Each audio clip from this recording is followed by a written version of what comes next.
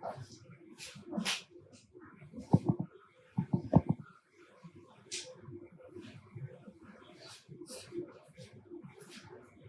morning, students. Welcome to the electrochemistry, the third chapter of class 12th. Today's my topic is equivalent conductivity. Equivalent conductivity. Let's start now. सबसे पहले आता कि equivalent conductivity क्या है? Equivalent conductivity, equivalent जो word आया ये आया है इक्विवेलेंट मास से. कंडक्टिविटी होती है conductance produce by the electrolytic solution. तो अब हम ये लेंगे कोई एक इलेक्ट्रोलाइटिक सॉल्यूशन लेंगे, उसमें डालेंगे 1 ग्राम इक्विवेलेंट ऑफ इलेक्ट्रोलाइट और वो होता है उसका इक्विवेलेंट मास के बराबर. चलिए मैं स्टार्ट करता हूँ. Equivalent conductivity, equivalent conductivity it is denoted by sine है लैम्डा, लैम्डा और यहां लिख देगा हम इक्यू. चलिए जैसे मैं कोई एक सेल ले लेता हूं, इसलिए मेरा सेल आ रहा है और साइड में ले लेता हूं थोड़ा इसको इस तरह.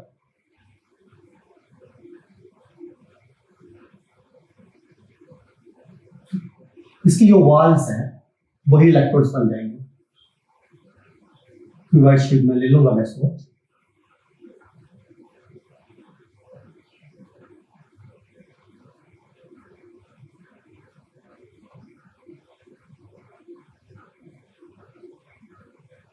ये इसकी दो टू वॉल्स है अपोजिट, ये हमारे इलेक्ट्रोड्स बन जाएंगे.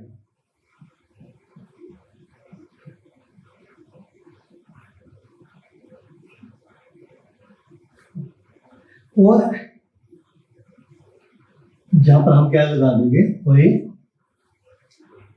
डिवाइस लगा देंगे जो इसके अंदर जो हम डालेंगे, जो सॉल्यूशन डालेंगे. मान लो ये हमने डाल दिया इसके अंदर सॉल्यूशन पड़ा हुआ है.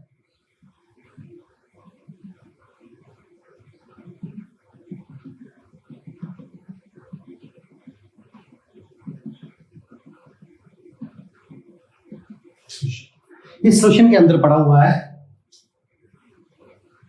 1 ग्राम इक्विवेलेंट ऑफ इलेक्ट्रोलाइट.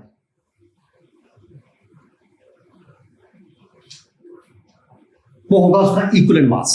जैसे फॉर एग्जांपल जैसे मैं लेता हूं, जहां पर अगर मैंने NaCl डाला है तो वो मुझे लेना पड़ेगा 58.5 ग्राम, क्योंकि वो सोडियम क्लोराइड का जो मोलर मास होता है वही उसका इक्विवेलेंट मास होता है. जैसे मैं यहां पर ले लेता हूं कैल्शियम हाइड्रोक्साइड, तो वो मुझे डालना पड़ेगा कैल्शियम को 40 और ऑक्सीजन और हाइड्रोजन 16 + 1 17 मल्टीप्लाइड बाय 2 और डिवाइड करना होता मुझे नीचे total charge on the cation और एनायन. उसमें तो 1 था तो 1 लगाओगे तो सेम रहेगा. जहां पर मुझे ये लगाना, क्योंकि कैल्शियम हाइड्रोक्साइड होता है आपका कैल्शियम पर 2 पॉजिटिव होता है और इस पर 2 नेगेटिव होता है, वो अच्छा है. तो 2 हो जाएगा. जहां मैं एनायन करूंगा वो भी 2 नेगेटिव होगा और कैटायन करूंगा वो भी 2 पॉजिटिव हो जाएगा, अपोजिट होगा. तो इसे मैंने 2 से डिवाइड करना है. जो मेरा बनेगा नेचुरली ये बनेगा आपका 72 का 34 होता है प्लस 40 74 डिवाइड करना 2 से, तो ये आएगा 37 ग्राम. ये आपने इतना डालना है. अगर मान लो आप इसमें से ये डालते हो एल्यूमिनियम हाइड्रोक्साइड डालते हो, तो वो आपको कितना डालना पड़ेगा? एल्यूमिनियम का 27 + 3 × 17. लेकिन जहां पर क्या होगा, एल्यूमिनियम का 3 पॉजिटिव होता है और OH पे नेगेटिव, टोटल नेगेटिव. ठीक है, क्योंकि वो 3 है तो आपको जो है 3 नेगेटिव, तो उसे 4 का कैटायन और एनायन वो आपने इसको डिवाइड करना होता है, तो वो आपके निकल जाएगा. तो अल्टीमेटली वो मुझे लगता है बन जाएगा 27 और प्लस 17 का 51 होता है डिवाइड किया 2 से, तो ये बन जाएगा 8. ये हो जाएगा 7, इसको 2 से डिवाइड करेंगे तो ये जाएगा 6, 2 का 6, 1 18 और 3, इसको 2 से हम डिवाइड 3 और 2 का 6, या तो इसमें कर सकते हैं 78 को 2 से डिवाइड करना, तो 3 2 का 6, 1 बचा 18, इसका 3 से ओके 3 से, तो ये होगा आपका, इसको डिवाइड करने के बाद जाएगा 3 2 का 6, 1 18 बचा, तो ये आएगा 26 ग्राम डालना पड़ेगा। अगर आप डालते हैं इसमें से एल्यूमिनियम हाइड्रोक्साइड, तो ये देखना पड़ेगा, वो इसमें डालना है। वो डालने के बाद जितनी ये कंडक्टेंस देगा वो होगी आपकी इक्विवेलेंट कंडक्टिविटी। तो मैं जहां पर ये लिखूंगा the conductance produced by all the ions, the conductance produced by all the ions of solution containing 1 gram equivalent of electrolyte is called equivalent conductivity.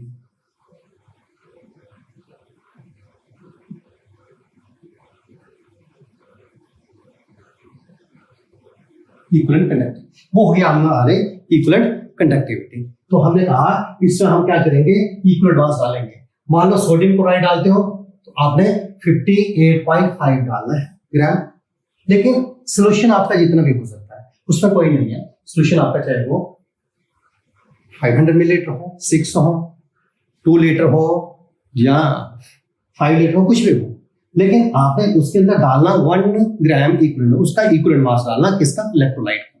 फिर वो जो देगा कंडक्टेंस होगी उसकी इक्विवेलेंट कंडक्टिविटी।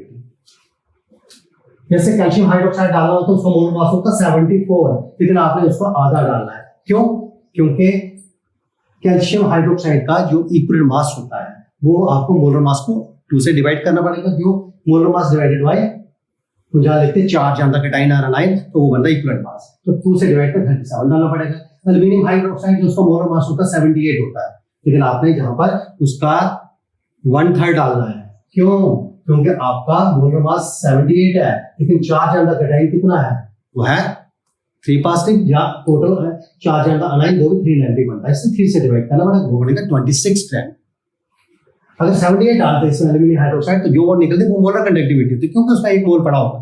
लेकिन यहाँ पर क्या है, आपकी इक्विवेलेंट कंडक्टिविटी निकाले, इससे इक्विवेलेंट मास भी डालना पड़ेगा। तो ये आपकी इक्विवेलेंट कंडक्टिविटी। अब मैं लिखूंगा इसका relationship between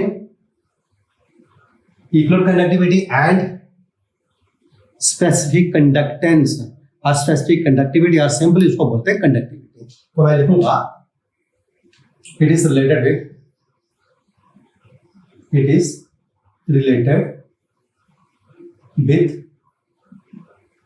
conductivity, it is related with conductivity as, तो क्या होती है, होती है equivalent conductivity is equal to kappa into 1000 divide करना पड़ेगा आपको n से।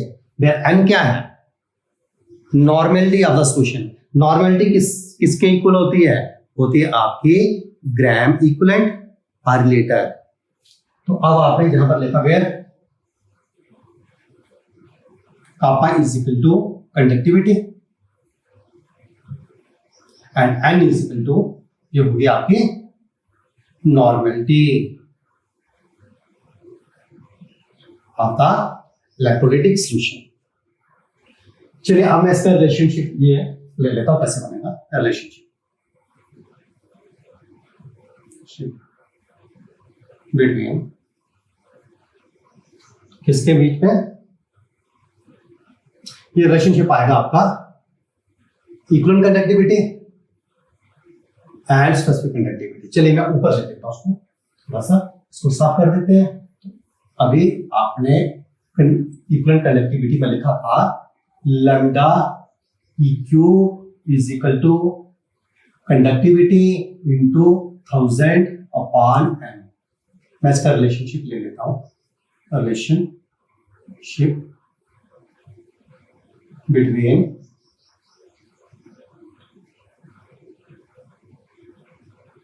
लैम्डा इक्यू एंड के क्या होता है, कापा कंडक्टिविटी। चलो फिर मैं यहां पर ऐसा करता हूं कि जो आपने इसके अंदर डालना है, इस सॉल्यूशन के अंदर डालना है, ये सॉल्यूशन ले लेता हूं मैं कोई भी मिलीलीटर। ये सॉल्यूशन मैंने लिया है मिलीलीटर, इसमें लिया मिलीलीटर में, कोई भी मिलीलीटर हो सकते हैं। और इसके अंदर मैं डालता हूं 1 ग्राम इक्विवेलेंट ऑफ इलेक्ट्रोलाइट। कितना डाल दिया, 1 gram of equivalent, 1 gram of equivalent, 1 gram equivalent of electrolyte, वो इसमें आपने डाल दिया। अब मैं यहां पर लिखूंगा कि consider the solution in millilitre containing 1 gram of equivalent.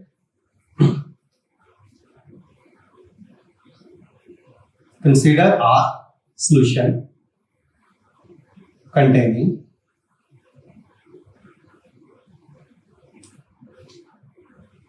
consider a solution in a milliliter. लिखो in a milliliter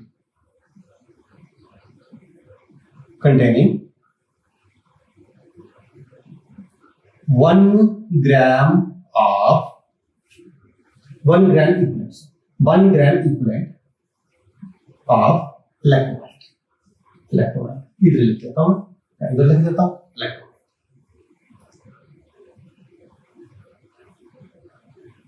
ठीक है, आपने ये जो सॉल्यूशन लेना है वो मिलीलीटर में ही लेना है और उसमें 1 ग्राम इक्विवेलेंट ऑफ इलेक्ट्रोलाइट लेना है। और वो जो उसकी कंडक्टेंस आएगी, वो जो उसकी कंडक्टेंस आएगी, ये जो कंडक्टेंस देगा, ठीक है, वो कंडक्टेंस क्या होगी, आपके उसकी इक्विवेलेंट कंडक्टिविटी होगी, क्योंकि वो मिलीलीटर में है। ठीक है, तो इतने मिलीलीटर की, मान लो ये आपने 200 मिलीलीटर लिया, तो आपकी ये जो इक्विवेलेंट कंडक्टिविटी आएगी वो आएगी 200 मिलीलीटर इसकी इलेक्ट्रोलाइटिक सॉल्यूशन की। और वॉल्यूम इसका हम ले लेते हैं, जैसे वॉल्यूम आ गया आपने मिलीलीटर में लेना है, तो अब हम यहां पर लिखेंगे कि देन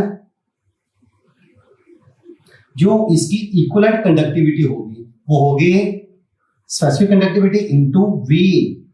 वी क्या है, volume of the solution in millilitre. मैं यहां पर वी लिख रहा हूं, फर्स्ट कर देता हूं, where V is the volume of solution in millilitre. मैंने लिखा मिलीलीटर में, क्यों, क्योंकि अगर मैं यहां पर सपोज 200 मिलीलीटर लेता हूं तो मैंने क्या करना, उसकी पहले निकाली है स्पेसिफिक कंडक्टिविटी। तो स्पेसिफिक कंडक्टिविटी कैसे निकलती है, मैंने इस सॉल्यूशन का 1 मिलीलीटर लेता हूं, 1 मिलीलीटर। ठीक है, जो 1 सेंटीमीटर क्यूबिक होता है, तो मैंने एक छोटा माइन्यूट सा एक सेल बनाना है। जैसे ये मान लो जिसकी 2 वॉल्स है और ये इसको आपने जोड़ दिया और ये जोड़ दिया और ये आपकी जो कंडक्टेंस देगा, इसके अंदर आपने डाला हुआ है 1 centimetre cubic is equal to 1 millilitre of solution. वो जो कंडक्टेंस होगी वो होगी, इसकी जो कंडक्टेंस होगी जो निकलेगी, इसकी जो कंडक्टेंस निकलेगी वो होगी आपकी स्पेसिफिक कंडक्टिविटी। अगर 1 मिलीलीटर की आपके पास निकल गई तो आपने क्या करना, अगर 200 मिलीलीटर है तो आपने उसको जितनी यहां से निकलती है, जितने में निकलती है पॉइंट्स में, मान लो 0.1 निकलती है, 2 निकलती है, 3 निकलती है, जितनी भी है 0.0 जितने भी निकलती है, तो आपने 200 मिलीलीटर उसको मल्टीप्लाई सीधा कर दो जितना वॉल्यूम है, क्योंकि 1 मिलीलीटर की जितनी निकलेगी तो आपके अगर 200 मिलीलीटर मल्टीप्लाइड बाय 200 की उसका 200 टाइम ज्यादा होगी। अगर उसकी 1 मिलीलीटर की जितनी भी आती है, ठीक है, जो उसकी कंडक्टिविटी निकलेगी 1 मिलीलीटर की कितने में निकलती है। अगर मान लो ये 600 मिलीलीटर है तो आपको वो इस पूरे सोल्यूशन की कितने निकलेगी, 600 टाइम ज्यादा निकलेगी वो 600 मिलीलीटर। और वो जो 600 मिलीलीटर की निकलेगी क्योंकि उसमें 1 ग्राम इलेक्ट्रोलाइट पड़ा है, उसमें 1 ग्राम इक्विवेलेंट ऑफ इलेक्ट्रोलाइट पड़ा है, तो वो उसकी हो जाएगी इक्विवेलेंट कंडक्टिविटी। इसलिए यहां पर लिखा था equivalent conductivity is equal to specific conductivity या conductivity into volume of the solution. जब इसकी निकल जाएगी 1 मिलीलीटर की, जितना वॉल्यूम होगा उससे मल्टीप्लाई करो तो ये आपके पास आ जाएगा। इसलिए यहां पर लिखा where V is the volume of the solution in millilitre. तो अब आपने लिखना कि वी नो दैट, अब मैं वो रिलेशन लूंगा नॉर्मेलिटी का। आपने पढ़ा है सॉल्यूशन चैप्टर में जो नॉर्मेलिटी होती है किसके इक्वल होती है, वो दिए हैं gram equivalent per litre. Gram equivalent per litre means gram equivalent per litre per volume of the solution in litre. तो number of gram equivalent of the electrolyte dissolved per litre of a solution. तो वो होती है उसकी normality. अगर मैं जहां पर ले लेता हूं, यहां पर नॉर्मेलिटी को हम लेंगे एन से, ये जो ग्राम इक्विवेलेंट ये मैंने लेता हूं 1 ग्राम इक्विवेलेंट, 1 इक्विवेलेंट में लिख सकते हैं उसको। नीचे मैंने लिखा, ये जो मैंने एल लिखा था ये था वॉल्यूम इन, वो था लीटर, एल फॉर लीटर। अब मैं जहां पर ले लेता हूं कि वॉल्यूम की जगह ले लेता हूं बी फॉर वॉल्यूम इन, मैं जहां लूंगा मिलीलीटर, किसमें लूंगा मिलीलीटर में, ठीक है। या वॉल्यूम इन मिलीलीटर लूंगा तो एक्चुअली मैंने क्या किया, लीटर के मिलीलीटर बना दिया। तो लीटर कैसे होगा, अब जब आप मिलीलीटर को डिवाइड करोगे 1000 की से तभी तो वो लीटर बनेगा। इसलिए मैंने इस एल की जगह, ठीक है, मिलीलीटर डिवाइडेड बाय 1000 कर दिया। तो मिलीलीटर तो मैं लिखूंगा volume in millilitre divided by 1000, divide by 1000, वो 1000 आपका ऊपर चला जाएगा, ठीक है। इसलिए आपकी जो नॉर्मेलिटी होगी वो हो जाएगी 1, तो समझो उसको 1 ही मान लो, 1000 अपॉन बी। एन की वैल्यू क्या आ जाएगी 1000 अपॉन बी। लेकिन मैं ऐसा करता हूं जहां पर बी इधर ले आता हूं, B is equal to 1000 upon मेरा एन हो जाएगा, इसलिए जो मैं इसी वैल्यू को, बी की वैल्यू को इक्वेशन फर्स्ट में डाल दूंगा।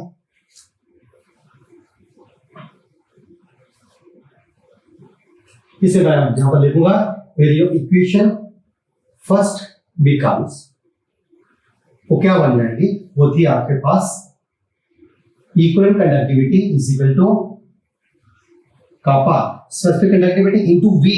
वी की जगह आ जाएगा 1000 upon N into 1000 upon N. तो ये था आपका relationship between equivalent conductivity and conductivity. तो ये था आपका रिलेशन। अब मैं ये अपने नोट कराना अच्छी तरह से, आगे जाके न्यूमेरिकल में भी यूज होता है होगा। तो ये जो आपका टॉपिक है conductivity, molar conductivity, equivalent conductivity, ये बहुत इंपॉर्टेंट टॉपिक है। ये आपको बोर्ड पे भी डालेंगे और आपका जो एंट्रेंस होते हैं जैसे जेडब्ल्यू मेन आपका, जैसे नीट का होता है, जैसे आपका आईआईटी का होता है, वहां भी जाए इसके ऊपर क्वेश्चन डाले जाते हैं। चलिए अब मैं इसका यूनिट ले लेता हूं, यूनिट जहां होगा यूनिट और इक्विवेलेंट कंडक्टिविटी। इक्विवेलेंट कंडक्टिविटी का देखिए यूनिट क्या होगा, पहले आपका के कापा, ये क्या है कंडक्टिविटी, इसका यूनिट आपने पढ़ा था ohm inverse centimetre inverse upon N, ठीक है। एन होता है नॉर्मेलिटी। नॉर्मेलिटी का जो यूनिट होता है वो होता है आपका ग्राम इक्विवेलेंट। नॉर्मेलिटी का जो यूनिट होता है gram equivalent divided by litre. तो लीटर का तो हम लिख सकते हैं ग्राम इक्विवेलेंट अपॉन इसको हम 1000 मिलीलीटर भी ले सकते हैं, 1000 सेंटीमीटर क्यूब भी कर सकते हैं, तो क्योंकि इसका कोई यूनिट होता है, आपका ये यूनिट बनेगा ग्राम equivalent upon centimetre cube, centimetre cube. तो ये यूनिट आपका हो सकता है लीटर की जगह मैं सेंटीमीटर क्यूब भी ले सकता हूँ, क्योंकि उसका मिलीलीटर भी होता है। ठीक है, तो मिलीलीटर क्या है, वॉल्यूम, वॉल्यूम का यूनिट आपका मिलीलीटर में भी होता है या सेंटीमीटर क्यूब में, बात है। इसलिए मैं जहां पर लिखूंगा gram equivalent into centimetre cube. ठीक है, लेकिन नीचे आए डिवाइडेड बाय सेंटीमीटर क्यूब, तो वो आपका सेंटीमीटर क्यूब ऊपर चला जाएगा। ठीक है, इसलिए अब आपका जो यूनिट बनेगा ये आपका कट जाएगा, ये 2 के साथ, तो रह जाएगा अल्टीमेटली आपका ओम इनवर्स, सेंटीमीटर स्क्वायर हो जाएगा, स्क्वायर, और ये हो जाएगा ऊपर जाएगा ग्राम इक्विवेलेंट इनवर्स। जी हाँ, आपका यूनिट बनेगा किसका, इक्विवेलेंट कंडक्टिविटी का। अब मैं थोड़ा सा रिलेशनशिप ले लेता हूं किसके बीच में, इक्विवेलेंट कंडक्टिविटी और मोलर कंडक्टिविटी के बीच में। थोड़ा मैं देखता हूँ वीडियो तो नहीं, हाँ चल रहा है, इसको मैं साफ कर देता हूं।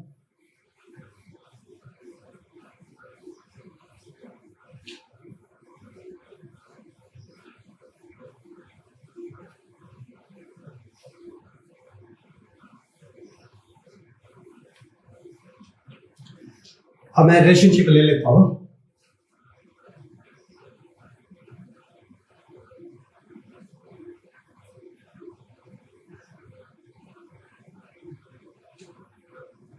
Molar conductivity and equivalent conductivity, इनके बीच में देखिए, आपने पढ़ा था पहले, जैसे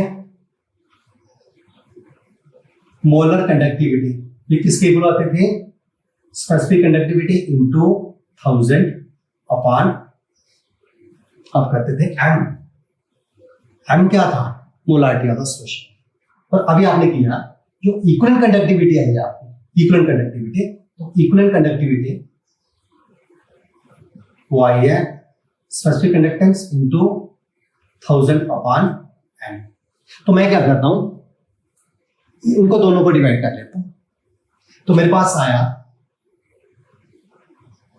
मोलर कंडक्टिविटी डिवाइड कर दिया किससे, इक्विवेलेंट कंडक्टिविटी, मोलर कंडक्टिविटी को डिवाइड कर दिया किससे, इक्विवेलेंट कंडक्टिविटी से।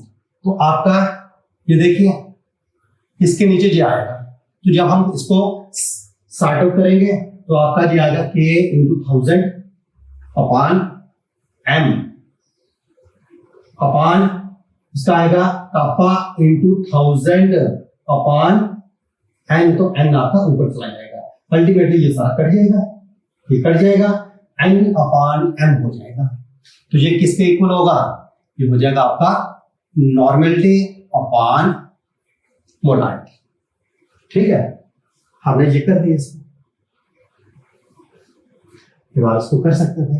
ठीक है, डिवाइड किया तो आपका n अपॉन m आ गया, क्योंकि 1000 कट गए और ये आपका और कापा कापा भी कट गया, तो ये गया। तो अब आपका n किसके बराबर होता है, number of gram equivalent per litre of solution. तो जहां पर हम लिखेंगे number of gram equivalent upon, तो मैं सिंपली ग्राम इक्विवेलेंट भी लिख सकता था इसको।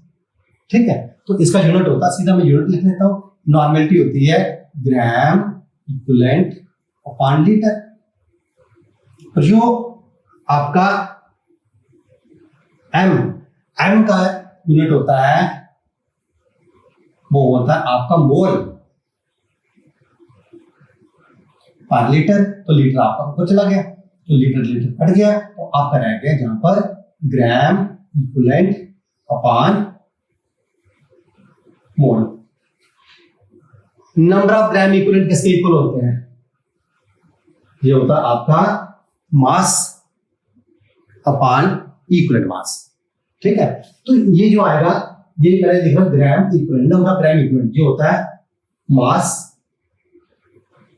Upon equivalent mass, equivalent mass, ये नंबर ऑफ ग्राम इक्विवेलेंट थे एक्चुअली, नंबर ऑफ ग्राम, ठीक है। अच्छा, उसके बाद मास 1 इक्विवेलेंट मास, नीचे इसके नीचे क्या है, मोल। तो मोल किसके इक्वल होता है, मास अपॉन मोलर मास। तो मोलर मास आपका ऊपर चला जाएगा। तो ये आपका मास मास भी कर सकता है, तो रह जाएगा आपका molar mass upon equivalent mass. ये आपने यूज करना है न्यूमेरिकल में। तो इसलिए अल्टीमेटली मैं लास्ट इसको लिख दूंगा, व्हिच इंप्लाइज क्या आएगा आपका, molar conductivity upon equivalent conductivity. ये किसके बराबर आएगा, नॉर्मेलिटी अपॉन पोलैरिटी। ये किसके इक्वल हो जाएगा, gram, number of gram equivalent upon mole, ठीक है, ग्राम इक्विवेलेंट अपॉन मोल। ये किसके इक्वल हो जाएगा, molar mass upon equivalent mass. और एक और मैं चीज बता दूं, जब भी आप मोलर मास को इक्विवेलेंट मास से डिवाइड करते हो, ठीक है, तो वो क्या निकलती है हमारा, होता है n फैक्टर n। ये हो गया आपके number of electrons involve in the redox action, ठीक है, या charge on the cation ion, या एसिडिटी या बेसिसिटी, या लेकिन यहाँ पर हम इलेक्ट्रोलाइटिक सॉल्यूशन की बात कर रहे हैं, तो हम जहां पर इलेक्ट्रोलाइट की बात कर रहे हैं, तो इसलिए मैं जहां पर एन की जो इस जगह जो बनेगा वो बनेगा मेरा चार्ज ऑन कैटायन या अनायन, ठीक है। लेकिन मैं एक और यहां वर्ड यूज करूंगा, वो लिखूंगा total charge, total charge, total charge, total charge on cation और एनायन। जी, इसको आपने नोट करना है, इस चीज को, ये आपकी न्यूमेरिकल में यूज होगा, ठीक है। टोटल चार्ज कैसे, क्यों हम यहां पर हमने लिखा, जब भी आप मोलर मास को डिवाइड करोगे, मान लो आपके पास है मैग्नीशियम हाइड्रोक्साइड, मैग्नीशियम हाइड्रोक्साइड का मोलर मास होता है कितना होता है, मैग्नीशियम का 24 प्लस इसमें हाई ये हो गया 16 प्लस 1 17 मल्टीप्लाई 2 34। तो नेचुरली ये कितना बन जाएगा, 58 ही बनेगा, 58, ठीक है। 24 होता है मैग्नीशियम का, ऑक्सीजन का 16 और हाइड्रोजन का 2, ठीक है। अच्छा, ठीक 50। और इसका इक्विवेलेंट मास होता है, इक्विवेलेंट मास जब हम निकालेंगे तो इसका मतलब वो निकलता है, इसको डिवाइड करना होगा, इसमें चार्ज, टोटल चार्ज अंदर कैटायन है, इसमें 2 पॉजिटिव होता है, इसमें 2 नेगेटिव होता है, तो नेचुरली वो बनेगा इसका 58 को 2 से डिवाइड करेंगे तो वो आपका रह जाता है 29। तो इसलिए जब भी अगर मैं इसके मोलर मास को मैं डिवाइड करता हूं तो वो मेरे पास आता है मोलर मास डिवाइडेड बाय, तो मोलर मास है जहां पर 58 डिवाइड किया 29 से तो y/2, तो वही था चार्ज ऑन द कैटायन, तो total charge on the ion -2। इसलिए जहां पर हमने ये n लिखा था, क्यों, अगर आपने कहीं से किसी न्यूमेरिकल में उन्होंने बोला कि आपको मोलर कंडक्टिविटी दी है, ठीक है, और आपको वहां पर उसका मान लो वो दिया है, नॉर्मेलिटी दी है या उसकी सॉल्यूशन की कंसंट्रेशन दोनों दी है, मोलारिटी भी दी है, नॉर्मेलिटी भी दी है, तो आप उसमें से इक्विवेलेंट कंडक्टिविटी निकाल सकते हो। अगर इक्विवेलेंट कंडक्टिविटी दी है, नॉर्मेलिटी मोलारिटी दी है, तो आप ये निकाल सकते हो। अगर ये दोनों चीज दी है, ये नहीं दी है, तो इसको निकाल सकते हो। क्योंकि जब भी आपको कोई न्यूमेरिकल दिया जाता है तो उसमें से वो देखा जाता है कि इसमें कौन से फैक्टर लग रहे हैं, तो उसमें से एक फैक्टर मिसिंग होता है, तो वो आप निकाल सकते हो। इसलिए ये इस रिलेशन को याद रखना, ये आपके काम आएगी, इसको नोट करके रखें। तो ये थी आपका relationship between molar conductivity and equivalent conductivity. मैंने पूरा बड़ा रिलेशन बता दिया, लेकिन आप जहां तक भी दिखा सकते थे, लेकिन मैंने पूरा आपको करवा दिया। चलिए अब मैं इसके ऊपर कोई न्यूमेरिकल ले लेता हूं, ठीक है। चलिए साफ कर देता हूं उसको।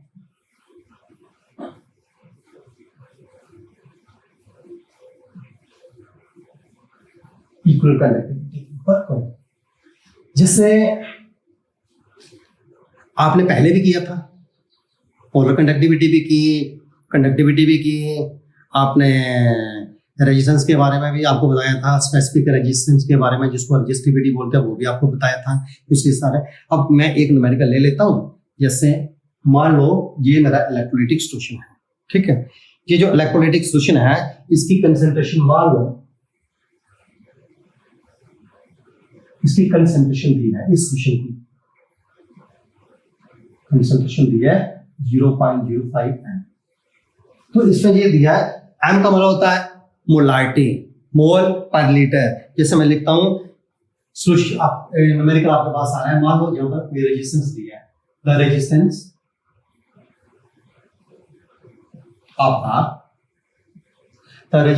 Of the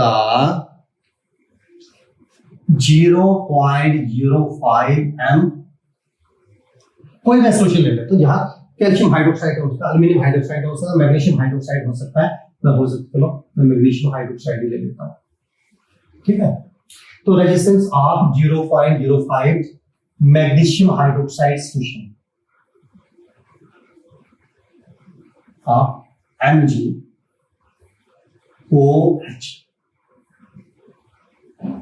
electrolytic solution, electrolytic solution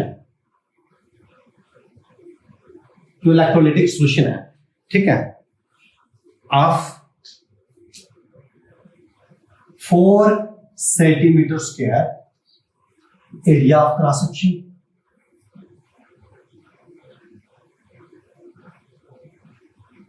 and 50 centimetre length is वो रेजिस्टेंस दी है, वो कितनी दी है, जैसे मान लो जहां पर दी है 5.2 इंटू 10 की पावर 4। रेजिस्टेंस का यूनिट होता है ओम, ये थी। तो अब आपने करना यहां पर कैलकुलेट करना, कैलकुलेट द नंबर, आपने स्पेसिफिक कंडक्टिविटी, सिंपली कंडक्टिविटी लिख सकते हो, जो कापा ये निकालो। दूसरा स्पेसिफिक रेजिस्टेंस, रेजिस्टिविटी भी लिख सकते हैं इसको।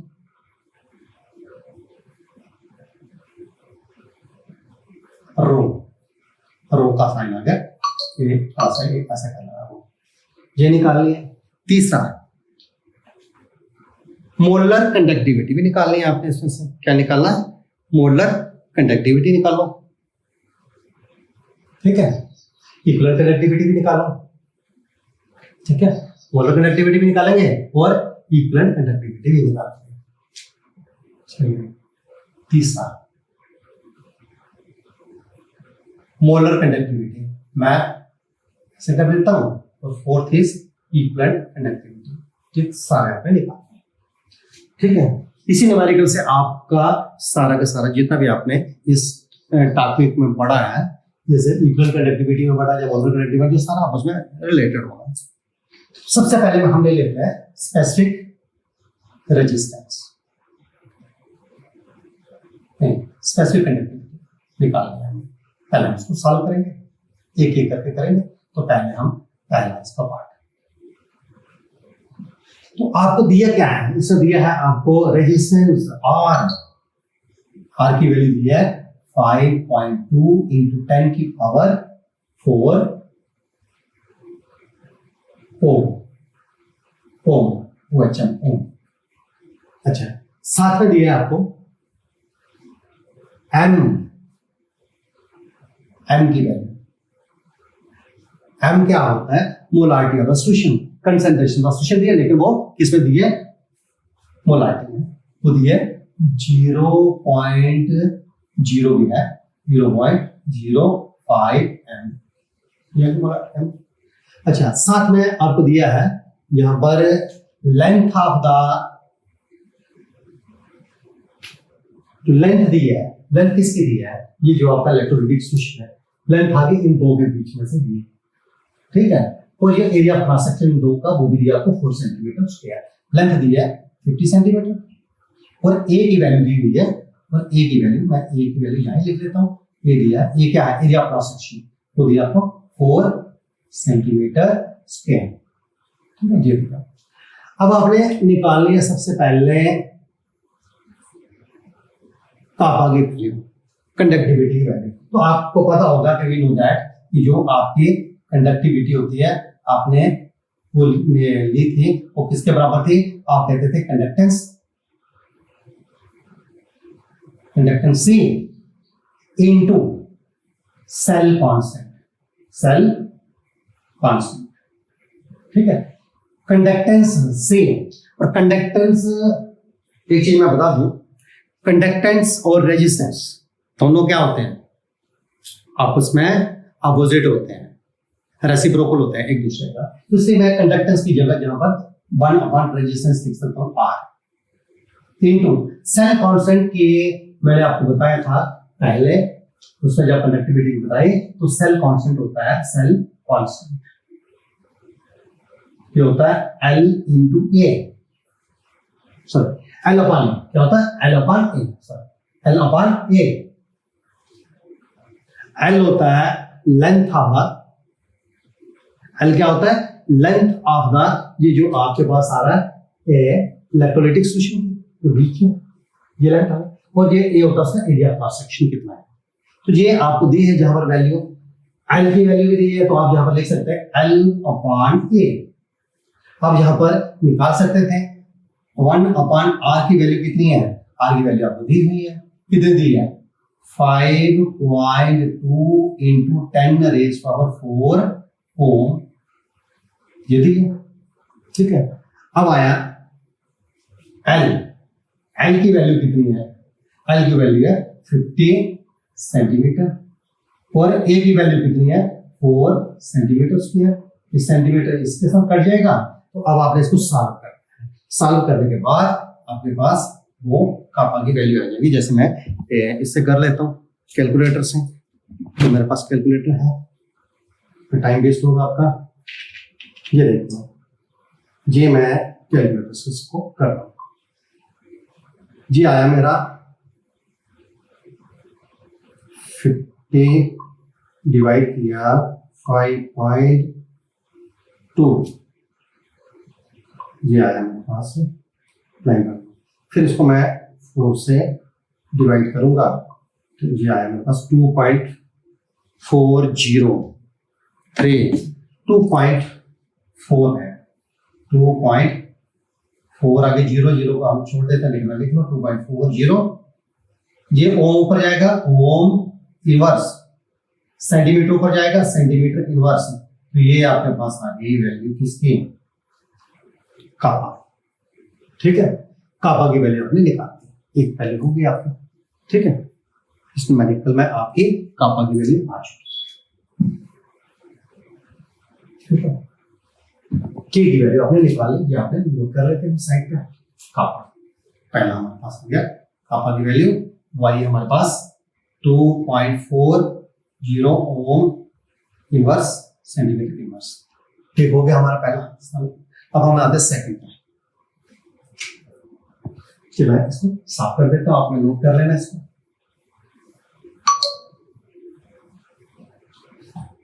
अब मैं सेकंड पार्ट,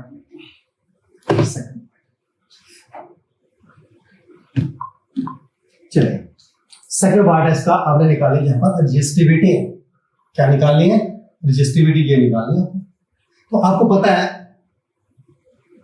रजिस्टिविटी किसके इक्वल होती है, रजिस्टिविटी होती है, we know that resistivity is equal to 1 upon kappa, 1 upon kappa, बिल्कुल अपोजिट है एक दूसरे।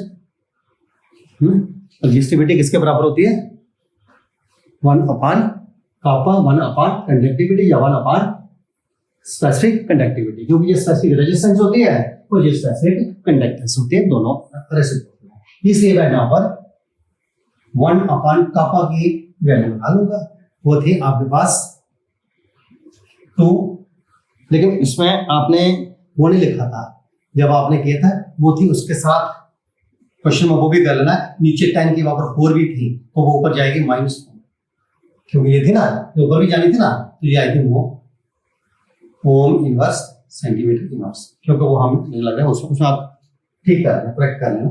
चलिए अब मैं इसमें ले लेता हूं 1 अपॉन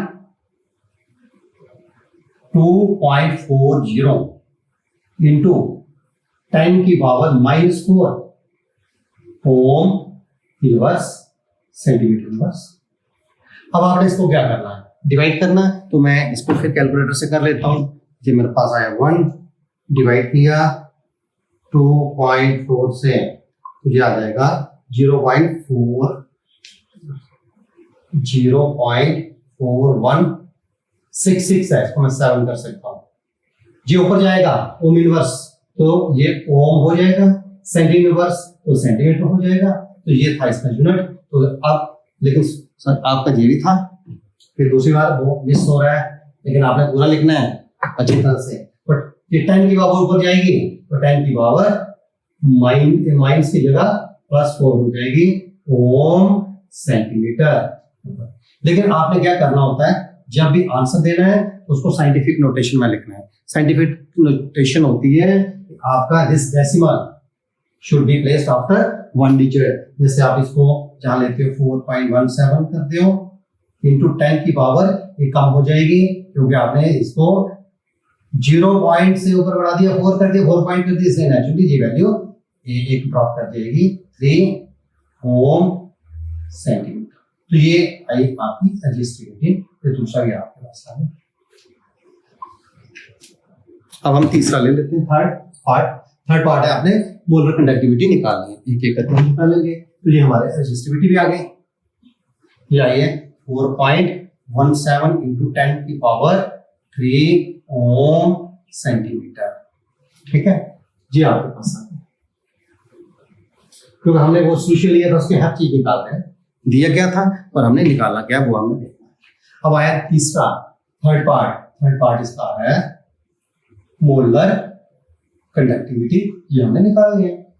तो आपको पता है मोलर कंडक्टिविटी जब मैंने करवाई थी, we know that molar conductivity is equal to kappa specific conductivity into 1000 upon m क्या था, वही molarity of the solution mole per litre. तो आपके पास ये आ चुका है, स्पेसिफिक कंडक्टिविटी अभी आपने निकाली थी ये 2.40 इंटू 10 की पावर -4 ओम इनवर्स सेंटीमीटर इनवर्स। नीचे ये था आपका m की वैल्यू कितनी है, m की वैल्यू आपको दी होगी, ये दी आपकी m की वैल्यू कहां दी है, ये दी है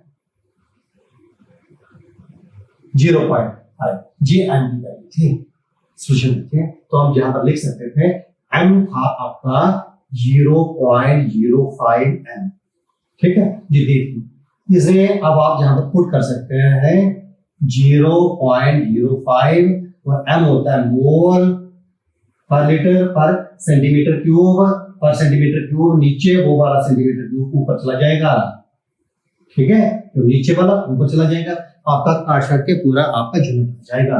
तो फिर भी आप इसको करो सारा, molar conductivity is equal to, देखिए ये आया आपका, फिर मैं कर लेता हूं उसको कैलकुलेटर से, ये है 2.4 डिवाइड कर रहे हैं हम इससे 0.05 से, तो जो है 48 आया, 48 ये आया आपका ओम इनवर्स। ये कट के आएगा वही सेंटीमीटर स्क्वायर और ये मोल जाएगा मोल इनवर्स, ठीक है। सॉरी, फिर आपने वो छोड़ दी वैल्यू, हमने छोड़ दी, वो था 10 की पावर -4 ओम inverse centimetre square mole inverse. लेकिन फिर भी आपने क्या करना, फिर आपने वही लिखना है जो साइंटिफिक नोटेशन में आंसर ये बन जाएगा। Decimal should be placed after one digit 4.8 into 10 की पावर, जहां पर आपने क्या किया, ये वैल्यू कम कर दी, 48 से 4.8 कर दिया, तो आपने जहां पर बढ़ानी है +1 करना है यहाँ पर, तो +1 जिसमें डालोगे तो रह जाएगा -3। क्या रह जाएगा? -3। तो वो आएगा ओम inverse centimetre square mole inverse. फिर भी आप चेक कर लेना कहीं कोई कैलकुलेशन में कोई कमी रह गई होगी तो आपने वो देख लेना, लेकिन मेथड यही होगा। ठीक है, चलिए अब रह गया आपका लास्ट पार्ट इसका। ठीक है, आपकी मोलर कंडक्टिविटी भी आ गई इस सॉल्यूशन की, वो भी आपने निकाल दी। 4.8 इंटू 10⁻³ ओम इनवर्स सेंटीमीटर स्क्वायर और मोल इनवर्स जहां कर लो चाहे जहां लिख लो मोल इनवर्स। अब आपका रह गया लास्ट पार्ट। ठीक है, वो क्या है, आपने इस सॉल्यूशन की इक्विवेलेंट कंडक्टिविटी भी निकालनी थी, मोल इनवर्स।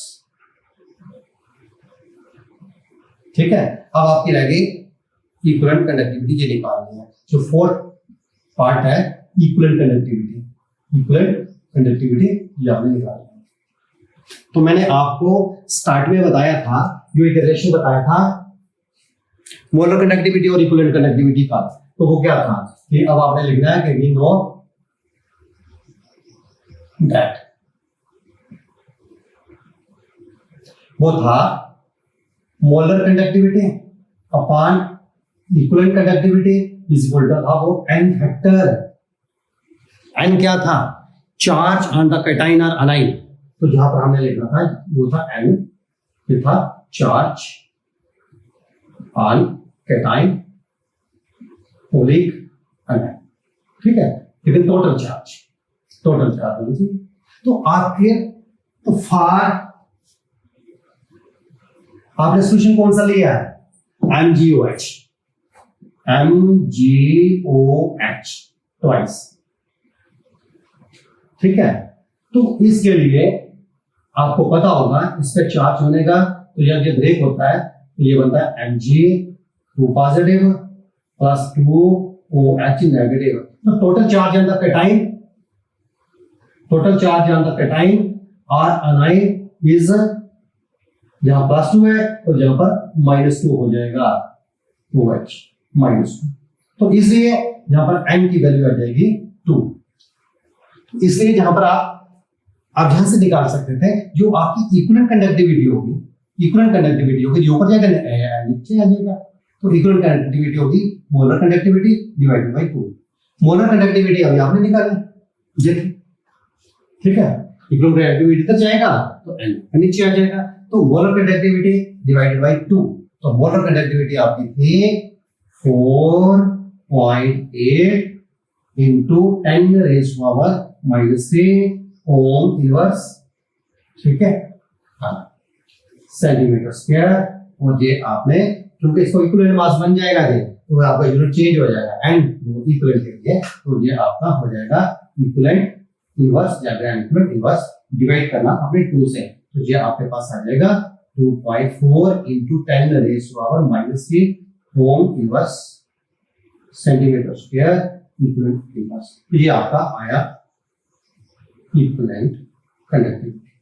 ठीक है, तो ये आपका सवाल हो गया इक्विवेलेंट कंडक्टिविटी। तो ये थी आपकी इक्विवेलेंट कंडक्टिविटी। इस तरह से आप ये निकाल सकते हैं।